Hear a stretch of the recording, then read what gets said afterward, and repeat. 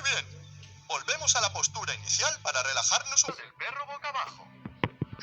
Ha sido un placer practicar yoga con vosotros. Nos vemos pronto. Namaste.